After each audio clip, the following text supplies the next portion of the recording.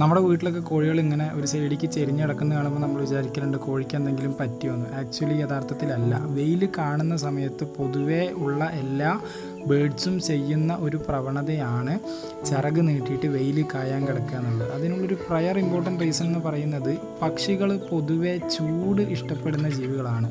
For example നമ്മുടെ പ്രാവുക്കൂട്ടിൽ തന്നെ നോക്കിക്കഴിഞ്ഞു എന്ന് പറഞ്ഞു കഴിഞ്ഞാൽ എന്താ പറയുക, വെയിൽ വരാത്തിടത്തോളം മഴ സമയത്തൊക്കെ പ്രാവുകളൊക്കെ ഇങ്ങനെ തൂങ്ങി നിൽക്കുന്നത് കാണാം. വെയിൽ കൂട്ടിലേക്ക് അടിച്ചു എന്ന് പറഞ്ഞു കഴിഞ്ഞാൽ എല്ലാവരും ഭയങ്കര ആക്റ്റീവ് ആവും. ലവ് ബേഡ്സ് ആണെങ്കിൽ നല്ലപോലെ സൗണ്ട് ഉണ്ടാക്കാൻ തുടങ്ങും. അതുപോലെ തന്നെയാണ് കോഴികളുടെ അവസ്ഥയും. അവർക്ക് ചൂട് അവരുടെ ശരീരത്തിലേക്ക് വരിക എന്ന് പറയുന്നത് അവർക്ക് റിലാക്സേഷൻ ഉണ്ടാക്കുന്ന ഒരു പരിപാടിയാണ്. അതുപോലെ തന്നെ വെയിലിൽ നിന്ന് കിട്ടുന്ന വിറ്റാമിൻ ഡി അവരുടെ ശരീരത്തിൽ ശേഖരിക്കുകയും ചെയ്യും. പേന് അതുപോലെ തന്നെ ചെള്ള് പോലത്തുള്ള സംവിധാനങ്ങൾ ഇങ്ങനെ കിടക്കുന്ന സമയത്ത് അവർക്ക് അതിൽ നിന്നൊരു റിലാക്സേഷൻ കിട്ടലുണ്ട്. അതാണ് അതിൻ്റെ മെയിൻ ഇമ്പോർട്ടൻറ്റ് റീസൺ.